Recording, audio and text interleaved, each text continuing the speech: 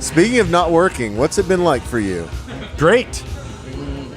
I'm broke, but it's great. Yeah, are you getting to the point where you're like, I need to figure something out? Or what is your long-term game plan right now? I don't have a long-term game plan ever in life. If you've known me long enough, you would know that. I have no idea. I want to say that I've been incredibly busy doing numerous music projects. I've had the time to do that. It's been great. Obviously, spending as much time as I want with the baby from morning until whenever mom gets off work. That's been wonderful. But yeah, no concrete plans or anything like that to speak of. Do you have any regrets? Either how it happened or that you left or anything? Oh, God, no. No, zero. You know what? I would no regrets at all. Are there certain elements of the station and the pangs, routine? Things that you miss? I miss the most is hanging out with adults on a regular basis. Sure. Because that's pretty rare right now. And you do forget how important laughing your ass off as much as you possibly can every day. It's so important. Now, granted, I laugh a lot at my kid, but there's something about working with weird men that you've known for 20 years that you just have that chemistry and that rapport with, that your common goal with each other, whether it be off the air or on the air, is to do something or say something that will crack them up. Your mind is constantly spinning around of what can I say that is going to make that dude laugh. And that dude is thinking the same thing, and the other guy's thinking the same thing. So it's just this circle of hilarity. And even if it falls flat and isn't funny, you're still laughing at how bad it was. So, man, that is so therapeutic and so good for you to just be able to crack up, like belly laugh, cry laughing all the time for 4 hours a day. That is the thing that I miss the most, is seeing my brothers and dying laughing with them every day. It's like during the breaks is the funniest stuff. It's all that stuff, the stuff that you can't say on the air, or stuff that wouldn't be funny to a broader audience on the air that makes you laugh. But yeah, that's the thing that I miss the most. I mean, honestly, if anything at all, that's the thing that I miss is just seeing my friends and cracking each other up. Do you still listen really at all? miss it. Man, when I listen, I will listen to Muse in the News for about 7 minutes in the morning. That's because that's when I end up getting in my car to pick up Malcolm. Is that 7-minute drive is to get him, and then other than that, man, I don't really listen that often. I listened to Davey when they announced that Davey was going to be on, and I've heard E-News a few times and the Hardline a few times in the afternoon when I'm in the car. But man, the most part, I'm listening to mixes. If I'm in my car, it's like, a different system that I can listen to these mixes on that I'm getting back, or how does this demo sound not on headphones. So I've been incredibly busy working on like 3 or 4 different music projects. So a lot of the audio, my ear time is taken up by evaluating things and seeing how they sound on different sources. So the last couple of things you sent me, they're so like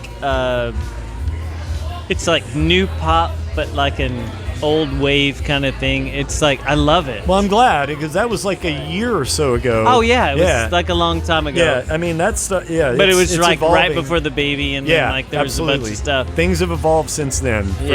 Yeah, I love it. Yeah. Well, I cool. love it. So what pointers do you have for me, or how would you critique what you've heard of the first 6 weeks or so since I've been on the show that you spent 25 years on? Dude, I think from the minimal exposure that I've had to Hardline 5.0, is that right? Yeah, I made that up. To 5.0, and I apologize. It has been minimal, but the thing that I find is you're doing what anybody that works at the ticket should do.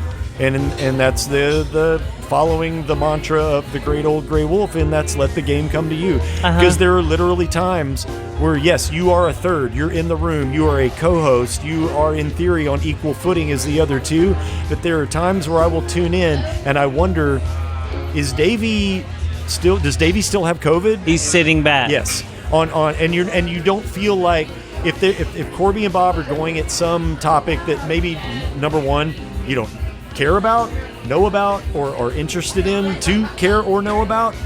You're not. Yeah, I'm not gonna fake You're it. not like pulling up Google and going, well, what are they talking about? I need to say some shit that's relatable. You're not faking it. And dude, you've got a longer career in this business than I do. You don't need my advice. You just keep doing what you're doing. Do you think? Does you think? Mm-hmm. Does you think if you had somehow negotiated a seat in the room that your decision would have been different? No, because I took that off the table from the beginning. Like when I put in my 2 weeks, I told Jeff, I go, I don't want counters. This isn't a ploy for me to make more money. You're not trying. I'm actually really quitting. I'm not trying to to ask you guys to hey, I want you to come in on Tuesday and meet with Dan Bennett. It's like, this is not what this is. I swear to God, I'm not trying to use this as leverage or some me quitting as leverage. So God. It never came to that. That was thankfully. a hot question. It Yeah. was hot. Well, that's So what I people can't- want to know. Well, He I can't answer it, but yeah, I mean, come on. If they had come at me and said, "Here's the deal, You're gonna make as much as Bob, and you're gonna be able to sit on Bob's dick the whole show." as long as it smelled like Brad Pitt's spit, I might have said yes. Yeah, it's impossible to answer that because If they had countered the moon to you, it wouldn't have made a difference. You had made up your mind. I mean, come on. Anybody would be a fool not to walk away with upwards of $500,000 a year. Yeah, you'd be a fool to walk away from that.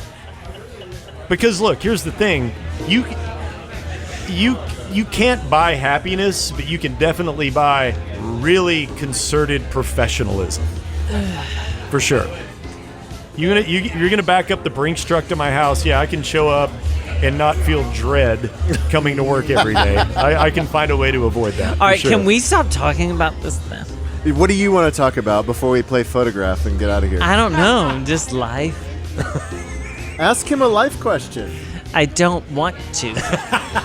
Does anyone have a question for Danny? No, they don't have microphones. Well, they can use mine.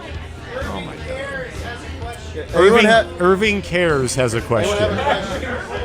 You are Irving Cares. Hello. Oh, hey, Irving. How are you? I'm wonderful. Oh, that's awesome. I haven't been out at Good Friend in months. I was I going through. dumpster dive here quite often. I was going through an old box of pens the other day, Irving, and I found it didn't work anymore, but I still had it. I found it with your name on it, and I remembered how much I loved that pen when it worked. It was a great pen. I remember when my pen worked. Yeah. All right, I'm going to play the song now. We're done now? I think that we're done. Irving, would you like to sing along with Def Leppard's smash hit Photograph? I don't want any photograph. I wonder if Irving knows all the lyrics. Touch you. YouTube.com/@SportsGreek